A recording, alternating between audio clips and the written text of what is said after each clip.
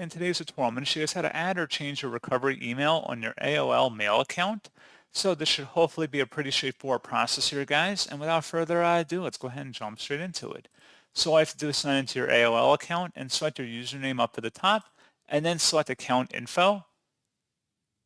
Select the Security tab, and then scroll down near the bottom. So where it says how we verify it's really you, you should have your email in here. You can go ahead and add an email if you want to change that, or you can remove your existing one. And that's pretty much it. So as always, thank you guys for watching this brief tutorial. I do hope I was able to help you out, and I do look forward to catching you all in the next tutorial. Goodbye.